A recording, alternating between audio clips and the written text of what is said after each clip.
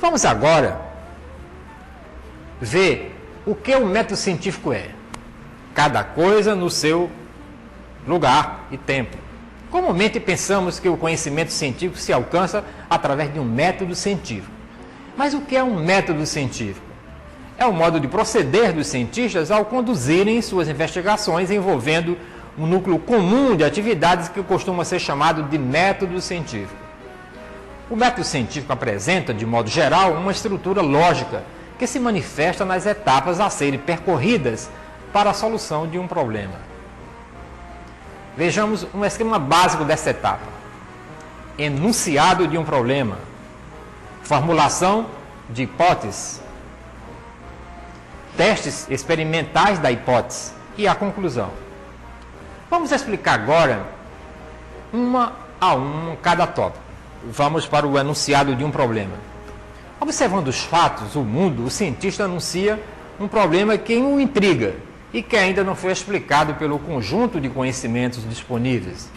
Nesta etapa, o cientista deve expor seu problema com clareza e precisão e procurar todos os instrumentos possíveis para tentar resolvê-lo.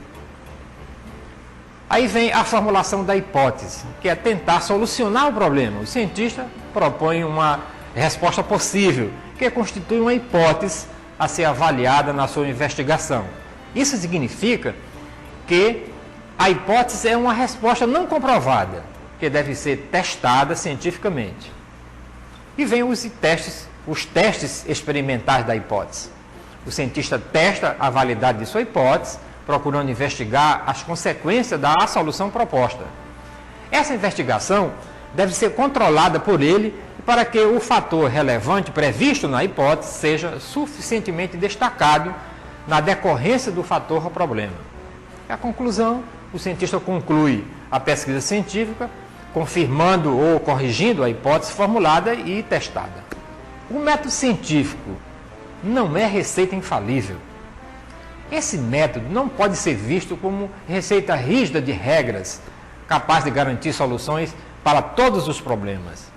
Nunca existiu essa receita única, pois método científico não é conjunto fixo e estereotipado de atos a serem adotados em todos os tipos de pesquisa científica.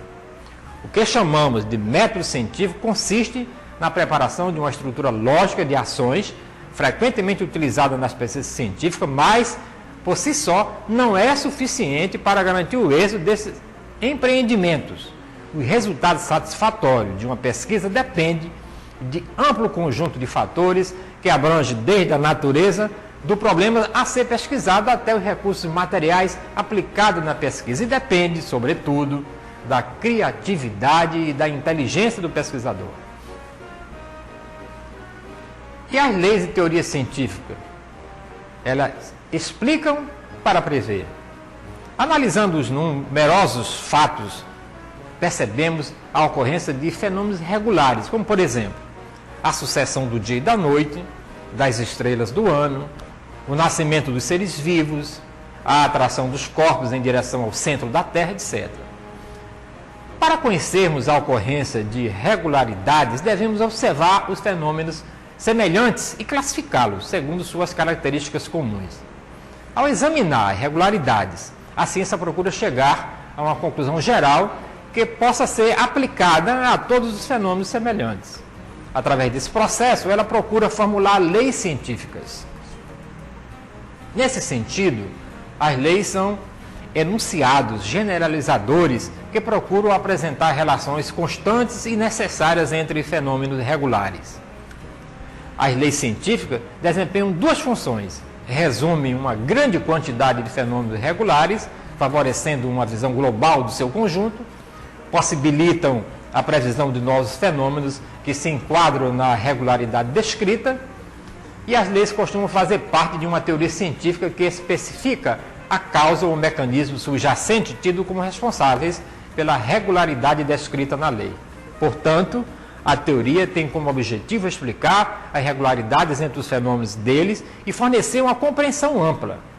Costuma-se dizer que explicar e prever constitui a função fundamental das leis e teorias científicas.